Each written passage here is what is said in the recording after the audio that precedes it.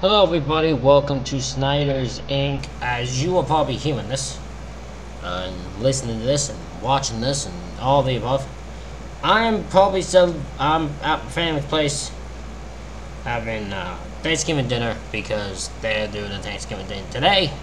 So yeah, we're gonna film some videos just to get you guys some content on that day, and we go from there. So,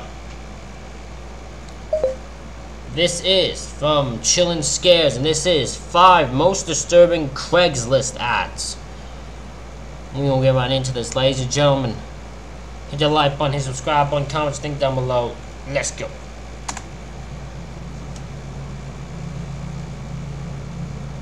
In 2011, this job posting was uploaded to Craigslist, asking for someone to watch over a patch of farmland and feed a few cows somewhere in southern Ohio in exchange for $300 a week. It ended up being one of the most notorious cases of ad-related crimes of the decade. The ad read, "Caretaker position for farm, southern Ohio. Simply watch over a 688-acre patch of hilly farmland and feed a few cows. You get $300 a week and a nice 2-bedroom trailer. Someone older and single preferred, but we'll consider all. Relocation a must. You must have a clean record and be trustworthy. This is a..." The moment I'd find it sus is when the person would go, someone older and single preferred. Because my confusion is why you'd want someone single. Why would it matter if they're single or if they're married or in a relationship or any of that if you're just looking for someone to watch over a farm, right? So that'd be suspicion number 1. The permanent position. The farm is used mainly as a hunting preserve, is overrun with game, has a stocked 3-acre pond, but some beef cattle will be kept. Nearest neighbor is a mile away. The place is secluded and beautiful. It will be a real getaway for the right person. Job of a lifetime. If you are ready to relocate, please contact ASAP. Position will not stay open. Include name, age, phone number, and email, please. Some of the men who responded to the ad were interviewed directly by a man who identified himself as Jack, along with his 16-year-old accomplice, Brogan Rafferty, whom he referred to as his nephew. The candidates who made it to the interview stage said they didn't notice anything strange about Jack or his so-called nephew, and that they just looked like a couple of farmers who needed someone to look after their land. Scott Davis, a 48-year-old man who was interviewed by Jack over breakfast at a little restaurant in Marietta, Ohio, was the second to last candidate to go through the screening process for the job. After breakfast, he rode with Jack and Brogan to a remote wooded area near Akron. Immediately after getting out of the car to survey his surroundings, Davis heard a clicking sound. He turned around to see Jack pointing a gun at him. It was then that he realized that the click he heard had been the gun misfiring, but before he could react, Jack shot him in the elbow. Despite the wound, Davis managed to escape. He ran for his life for 7 hours through the woods, eventually finding a house and asking the owner for help. They called 911, and news about the What was the goal of the two? Was it to get in position and then rob someone? Was it to just wanting to kill someone? What was the goal in this Craigslist ad? Just to find victims to kill, I'd assume? incident began to spread. 5 days later, police received a call from a woman named Deborah Bruce, who claimed that her 51-year-old twin brother David Pauly had responded to the same job ad on Craigslist. According to Deborah, her brother had driven from Virginia to Ohio with all his belongings in his car, in the hopes that the new job would work out for him and help him get back on his feet. Tragically, a couple days later, police found the body of David Pauly, along with the body of another victim by the name of Ralph Geiger, buried in the woods close to where Scott Davis had been shot in the elbow. At this point in the case, investigators were able to identify a pattern in the victims. Jack and Brogan targeted homeless, down on their luck, or otherwise vulnerable middle-aged men with limited family ties and lured them to an isolated location under the appearance of a life-changing job opportunity, only to later rob them of all their belongings and shoot them on the spot. Their hope was that because of their few family ties, their disappearance would go unnoticed, giving Jack and Brogan enough time to bury the bodies and get rid of the evidence. This pattern explains why... That is insane. So their whole goal was they could find some down on the luck, homeless, low family ties men who could go, they could bring, rob, kill, and no one would notice, no one would care, and the dispatchers would go and look and they could hide the body and hide the evidence. All in that time. That is insane that they actually thought this would work. Why certain candidates were rejected during the interview process, such as 58-year-old Ron Sanson, a former Navy officer with a college degree, and an unnamed woman in her 20s who had also applied for the job. During the investigation, police traced the Craigslist ad, which led them to the home of a man named Joe Bice in Akron. So,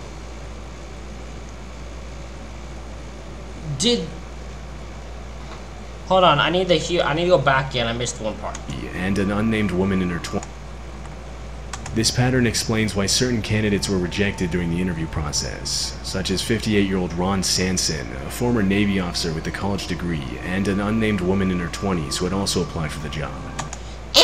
Yeah, that's interesting. So, 50-year-old Marine, I 100% understand why you could have want to mess with him, because even I bet at 58 years old, they probably scared of his ass. Like, they probably worried that 50-year-old might actually survive and beat their ass. And they get caught, so they don't want to do that. I am shocked they went with a woman in her 20s, because I would have thought that would be an easy target for them if they're just looking to rob and take lives, but I guess didn't fit the mold. During the investigation, police traced the Craigslist ad, which led them to the home of a man named Joe Bice in Akron, Ohio. He denied posting the ad and claimed that it was probably posted by the man who rented out his basement space. When police asked Joe Bice for the name of his tenant, he responded that he only knew him as Dutch. Investigators were able to track Dutch down thanks to a phone call that he made to Joe Bice, unaware that his landlord had been in contact with the police. On November 16, 2011, police arrested Dutch and identified him as 52-year-old Richard Beasley. Scott Davis immediately confirmed that this was the same man who had interviewed him at the restaurant and shot him in the woods. Apparently, Richard Beasley had fled from the police and used different identities to avoid being detected, even using the names of some of his victims. Around that time, police also arrested Brogan Rafferty, Richard Beasley's teenage accomplice. At the time, Brogan was a 16-year-old high school student from Stowe, Ohio, whom Beasley had mentored and taken under his wing. Police searched Rafferty's house and found several weapons, as well as a This teenager must not be in his right mind. He must not be in his right mind to begin with, to be taken under a dude's wing and mentored to do this to people. He must not have been in his right mind to begin with when he met the dude. Disturbing poem hidden in his computer files from August 16, 2011. The chilling poem read, "We took him out to the woods on a humid summer's night. The loud crack echoed and I didn't hear the thud." Investigators later determined that the poem described the murder of Ralph Geiger, one of the victims police had found in the woods. A few days later, on November 25th, a fourth victim, a 47-year-old man named Timothy Kern, was found dead in the woods behind a mall in Akron. In 2013, Brogan Rafferty was sentenced to life without parole, and Richard Beasley was sentenced to execution after being found guilty of 27 total accounts of aggravated murder, aggravated robbery, kidnapping, and possession of illegal weapons. This innocent-looking job ad ended up being one of the most... I was about to say, one dude got sent to life in prison, one dude got sent to sentenced to death. That is... just from one Craigslist ad. That is... holy crap. Notorious luring posts in the site's history, and it played a strong contributing role to the sketchy connotation that Craigslist carries nowadays. On January 2nd, 2016, a disturbing ad was posted in the personal section of Craigslist.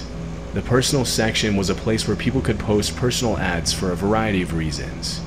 It was an interesting mix between an online dating platform, a space where people could rant and share their opinions on personal experiences, and a place for people to find friends with similar interests. Although most people use the personal section for legitimate reasons, it was also notorious for scams and other illegal activities, which is why Craigslist completely removed the section in 2018. This particular ad was posted by a person claiming to be a serial killer. Disturbingly, the post meant... Don't take toast for letting me have my first kill. It's all here, so I was thinking it should be my first. I was nervous as hell, but I will get over it. It was stranger than strangers. Police will have a difficult time. It will not be my last, though. Thinking about Okay for next. Oh, KC for next. New started all Julia for DLC. Mentioned two public officials by name, and the person who uploaded the ad said that they would strike again. The ad read, Tulsa Murder. I was wanting to thank Tulsa for letting me have my first kill. It all started here, so I was thinking it should also be my first. I was nervous as hell, but I will get over it. It was a stranger on stranger, so the police will have a difficult time. It will not be my last though. Thinking about going to OKC for next. To the people who started it all, Julie Free, Judge Glasgow.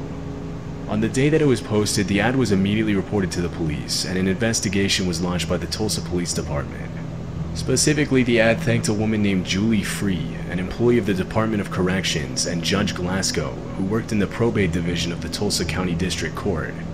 The post thanked them and referred to them as the people who started it all. Because Julie Free and Judge Glasgow worked in overlapping departments and would sometimes interact with the same offenders, police believe that the ad had to have been posted by someone who had at some point been involved in the criminal justice system, and that it might have been an act of revenge to stain their image. Craigslist provided the Tulsa Police Department all the information available about the post, but it didn't really lead anywhere. According to the police, there had been no recent crimes that matched the description provided in the ad. The police department said that the ad was probably a hoax, but they never found any evidence to prove it, which means it's still possible the post could have been legit.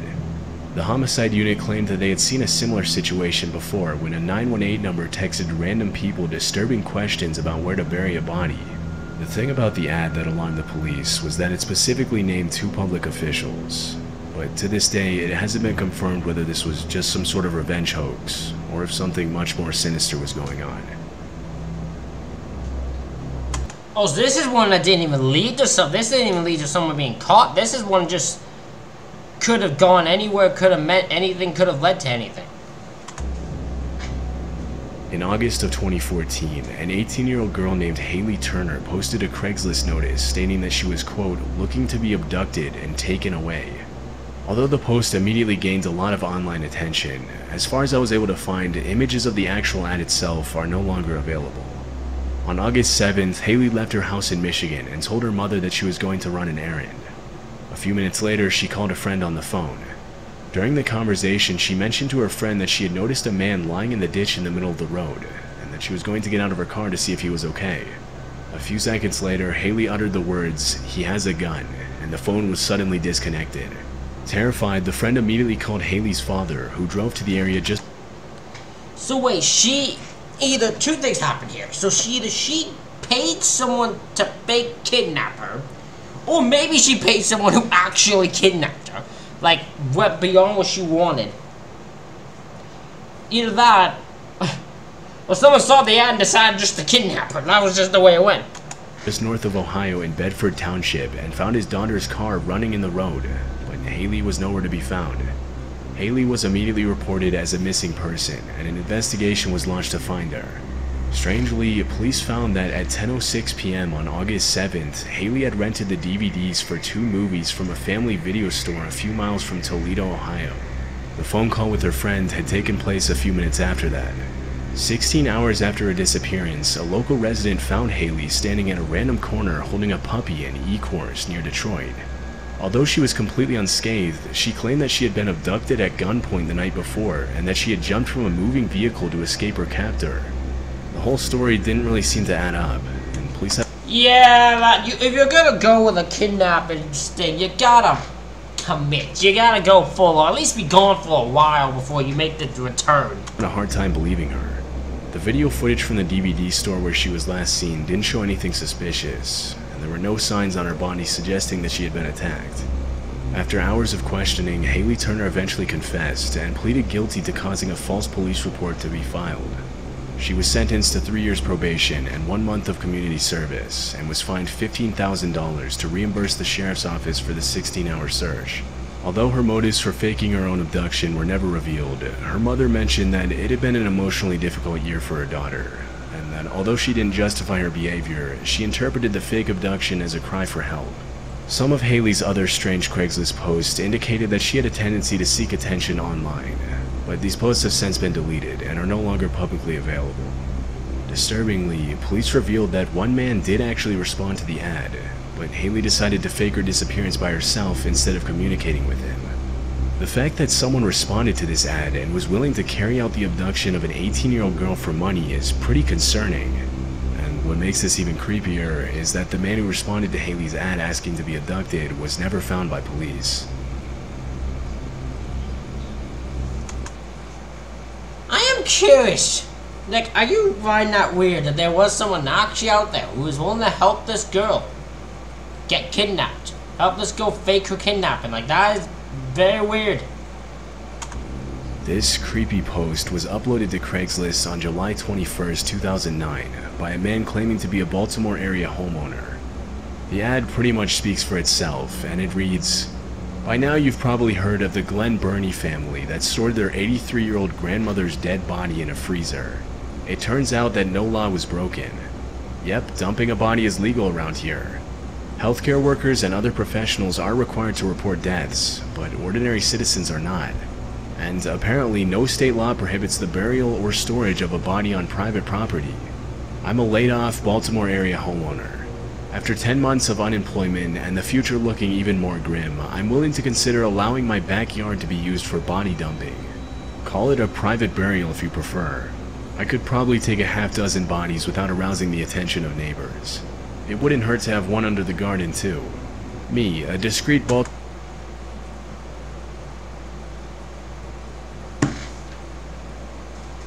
No.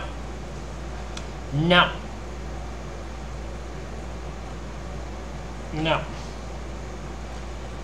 No, I don't want to. This guy's bizarre. This guy's not all there. No, I don't want nothing to do with that. No, I'm good. Get bad. No. No. No. I'm done with that. No.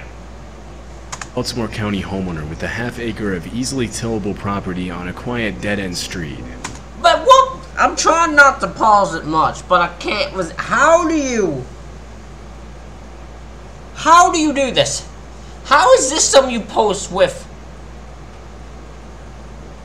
this? How do you post this without second-guessing yourself on if you might look insane? Because he does look insane, because he's insane. What you thinking here? What are you doing? You, an individual, not a healthcare worker or other professional required to report a death, with the awkward inconvenience of disposing of a deceased relative, friend, colleague, or acquaintance. You must provide your own trash bags, tarp, quicklime, shovel, etc. I might be available to hold a flashlight, but I won't do any heavy lifting. Accidental deaths or natural causes only. I'm not getting involved in any shenanigans with Omar wannabes. I will not be a participant in or any accessory to any sort of crime. My man, no one's gonna tell you if you're supposed to, if you want the body to be in trash bags and all that. Ain't nobody gonna come and do that. Ain't nobody gonna tell you that now. See, you're gonna be involved. So even if this was a real thing, you would be so part of a murder investigation. This is a limited time offer.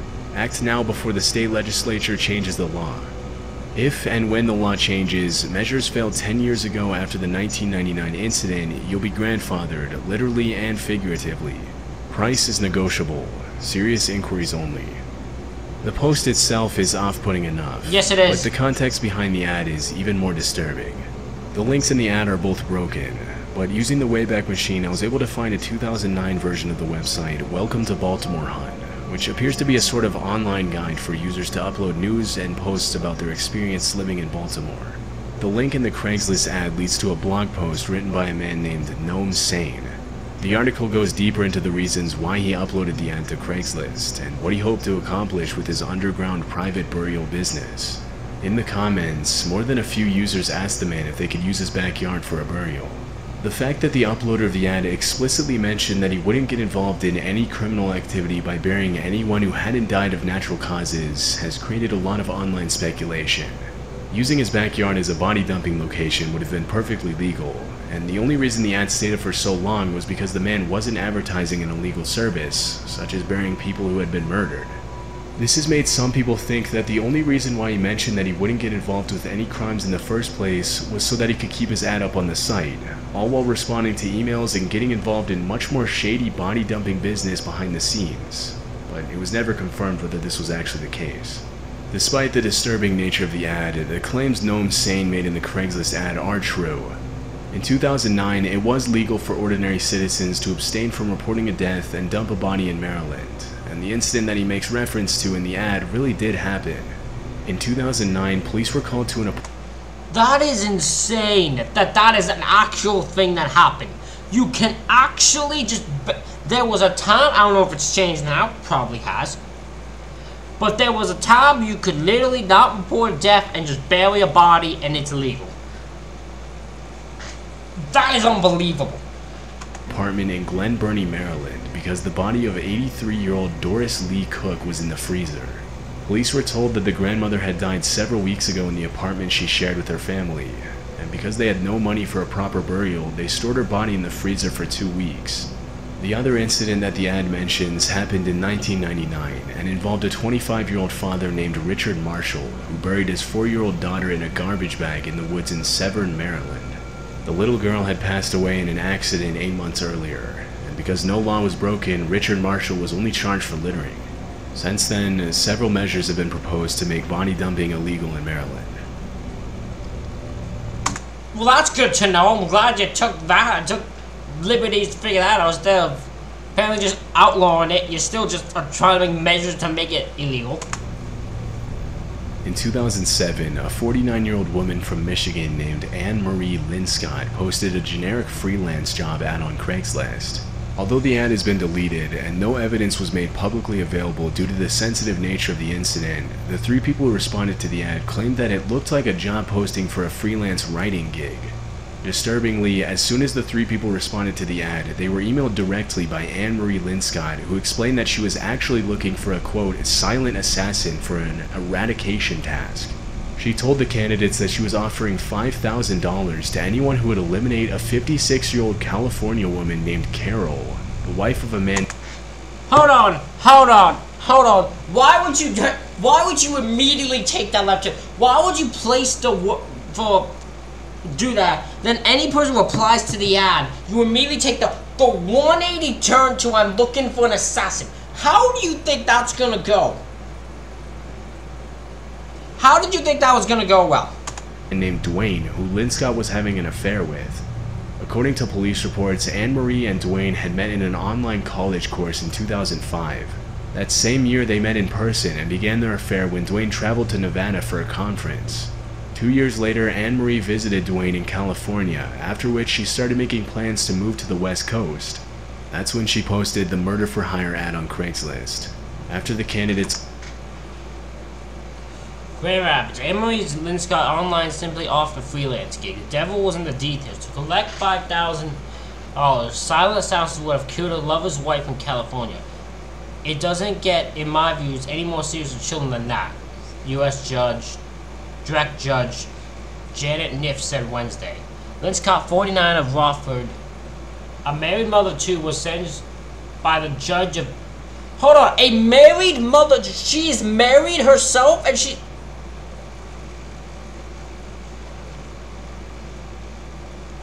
Wait, she was sentenced by the judge to 12.5 years in prison. The maximum under federal sentence guidelines for trying to hire someone to kill her romantic rival. Her target was the wife of the man she met in cyberspace while taking an online call. I didn't know the maximum thing for wanting someone dead was just 12.5 years. I mean, it's still a long sentence for a 49-year-old, but still, I thought it'd be longer. It's all reported the ad to the police. Especially since, you know, you don't just say you want someone dead, you like post an ad, you will probably willing to actually pay $5,000 to someone. No. Investigators tracked down Anne Marie Linscott and arrested her for using the internet to solicit murder. Police later found that she had also planted an explosive outside of Carol's bedroom in California, but because it didn't go off, she wasn't charged for it. What? That's the dumbest thing I've ever heard. If someone went to me, and I was a cop, and they were like, listen, we gotta think she even planted an explosive. I'm like, oh. And they're like, well, we can't censor. She didn't explode. I'm like, the attempt was there. She hoped it exploded to kill the wife. The attempt was still there despite the fact it didn't go off. The attempt was still there. Didn't charge you because it didn't go. Give him. God damn it. What a stupid load of After the incident, Carol left her family and career for 3 months and had to be hospitalized for stress. According to Lynn Scott's friends and family, this wasn't the first time that Anne-Marie became obsessed with a romantic interest. In 1997, she fell in love with a coworker who had to get a restraining order after she began stalking him. Anne-Marie's lawyer explained that she suffered from borderline personality disorder and severe attachment issues, but that didn't stop the court from sentencing her to 12.5 years in prison in 2009. After serving her 12.5-year sentence, Anne-Marie Lynn Scott was only recently released from prison. Unbelievable. That is actually unbelievable. Ladies and gentlemen, that is it for this react video. Let me know what you think in the comments. Hit the like button, hit the subscribe button. Thank y'all for watching. I'll see y'all for the next one.